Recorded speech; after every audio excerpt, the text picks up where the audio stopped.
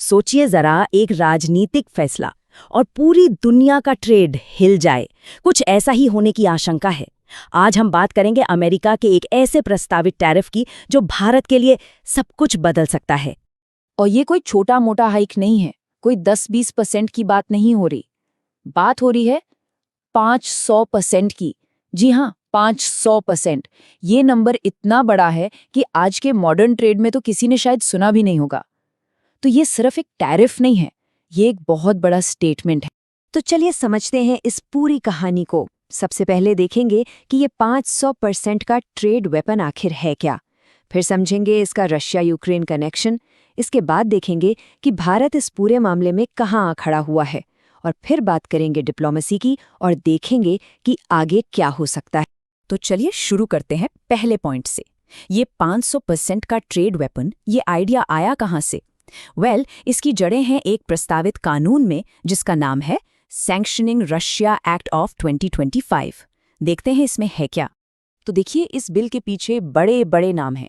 पूर्व राष्ट्रपति Donald Trump हैं और उनके साथ कुछ बहुत प्रभावशाली सेनेटर्स भी। ये बिल अमेरिकी राष्ट्रपति को एक तरह की, कह लीजिए, सुपर पावर देता है। 500% तक का टैरिफ लगाने की पावर। और टारगेट कौन है? वो देश जो रशिया से तेल और दूसरे प्रोडक्ट्स खरीदते हैं, मतलब इंडिया, चाइना, ब्राजील जैसे देश। और यहीं पर एक मजेदार ट्विस्ट है। ये एक कॉन्सेप्ट को एक्सपैंड करता है जिसे कहते हैं सेकेंडरी टैरिफ अथॉरिटी। तो सवाल ये है कि ये सेकेंडरी टैरिफ अथॉरिटी है क्या भला? इसको ऐसे समझिए, मान लीजिए सजा सिर्फ गलती करने वाले को नहीं बल्कि उसके दोस्तों को भी दी जा रही है। बस ये वही है।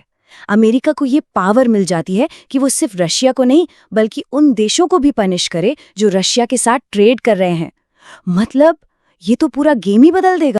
तो एक सवाल तो बनता है, क्या ये सच में एक टैरिफ है या फिर एक ट्रेड वेपन?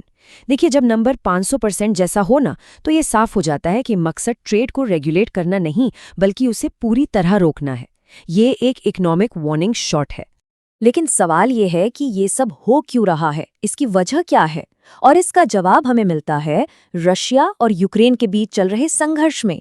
चलिए समझते हैं कि ये जियोपॉलिटिकल संकट इस आक्रामक व्यापार नीति की वजह कैसे बन रहा है।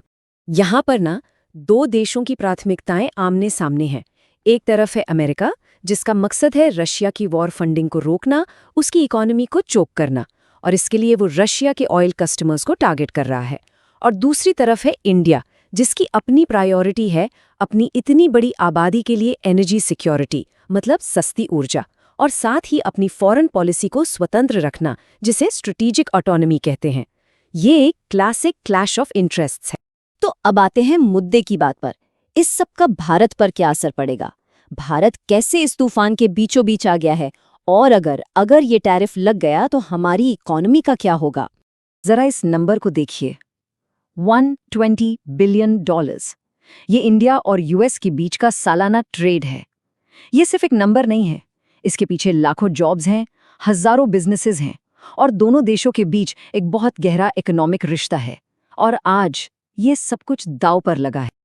और जब हम कह रहे हैं दांव पर, तो इसका मतलब कोई छोटा मोटा नुकसान नहीं है। इसका मतलब है कि ये पूरा का पूरा $120 बिलियन का ट्रेड रिलेशनशिप खत्म हो सकता है। ये किसी इकोनॉमिक भूकंप से कम नहीं होगा और इसके झटके दोनों तरफ महसूस होंगे। तो सबसे ज्यादा मार किसे पड़ेगी? सोचिए, हमारे जेम्स एंड ज्वेलरी सेक्टर को, हमारी टेक्सटाइल इंडस्ट्री को, इंजीनियरिंग गुड्स, सर्विसेज, इन सब पर सीधा असर होगा। और डायमंड्स और गारमेंट्स जैसे सेक्टर्स तो पहले से ही मौजूदा टैरिफ से जूझ रही हैं। ये तो उनके लिए बहुत बड़ी मुसीबत होगी। एक एक्सपर्ट ने इसे बहुत सही तरीके से समझाया है। उन्होंने कहा कि 500% का टैरिफ एक डी फैक्टो एम्बार्गो की तरह काम करता है। मतलब ये एक तरह का बैन ही है। ये इंडियन प्रोडक्ट्स को यूएस मार्केट में इतना महंगा बना देगा कि उन्हें कोई खरीद ही नहीं पाएगा। सीधी सी बात है, इंडिया के लिए यूएस मार्केट के दरवाजे बंद हो जाएंगे। तो देखिए, ये मामला सिर्फ इकोनॉमिक्स का नहीं है, ये डिप्लोमेसी का भी एक बहुत ही पेचीदा खेल है। तो चलिए देखते हैं कि पर्दे के पीछे क्या चल रहा है, रिएक्शंस क्या हैं और इसका इंडिया यूएस रिश्तों पर क्या असर पड़ेगा। तो भारत का क्या कहना है इस पर? ऑफिशियली इंडिया का स्टैंड है कि वो फुली अवेयर है और डेवलपमेंट्स को क्लोजली मॉनिटर कर रहा है। अब ये डिप्लोमैटिक लैंग्वेज है, जिसका सीधा सा मतलब है, हाँ हमें पता है, हमें चिंता है, पर हम अभी कोई बड़ा हल्ला नहीं मचा रहे हैं, बहुत संभल कर कदम रखे जा रहे हैं। तो क्या ये टैरिफ लगना तय है? नहीं, बिल्कुल नहीं। रास्ता इतना आसान नहीं है। पहले तो इस बिल को यूएस कांग्रेस से पास होना होगा, जो अपने आप में एक लंबी लड़ाई है। फिर हो सकता है कि प्रेसिडेंट के पास इसे वेव करने यानी छूट देने का ऑप्शन हो, और ये भी हो सकता है कि इसे कोर्ट में चैलेंज कर दिया जाए। तो अभी कहानी में कई ट्विस्ट्स बाकी हैं। और जैसा हमने कहा, ये सिर्फ ट्रेड की बात नहीं है, मामला इससे कहीं ज्यादा बड़ा है।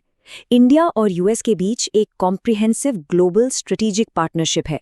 मतलब दोनों देशों ने डिफेंस से लेकर टेक्नोलॉजी तक हर फील्ड में साथ काम करने का वादा किया है। ये टैरिफ उस पूरी पार्टनरशिप की नींव हिला सकता है। तो अब यहाँ से आगे क्या? भविष्य में क्या हो सकता है? चलिए ये समझने की कोशिश करते हैं कि भारत इस चैलेंज से निपटने के लिए क्या स्ट्रैटेजिक मूव्स ले सकता है और ग्लोबल ट्रेड के फ्यूचर के लिए इसके क्या मायने हैं। तो भारत के पास ऑप्शंस क्या हैं? सबसे पहले उन्हें रशिया के अलावा दूसरे एनर्जी सोर्सेज ढूंढने होंगे, मतलब डाइवर्सिफाई करना होगा। दूसरा, यूरोप, यूके, आसियान जैसी दूसरी मार्केट्स के साथ ट्रेड रिलेशंस मजबूत करने होंगे। और सबसे ज़रूरी, बात करनी होगी। हाई लेवल डिप्लोमैटिक बातचीत ही इस डेडलॉक को तोड़ने का रास्ता है। और आखिर में ये सब एक बहुत ही बुनियादी सवाल पर आकर रुकता है। जब जियोपॉलिटिक्स और इकोनॉमिक्स की टक्कर होती है, तो असली कीमत कौन चुकाता है? क्या वो बड़े बड़े बिजनेस हैं, सरकारें हैं, या फिर आम लोग? इस सवाल का जवाब ही आने वाले सालों में न सिर्फ इंडिया यूएस रिलेशंस को, बल्कि पूरी दुनिया के ट्रेड को एक नई दिशा देगा।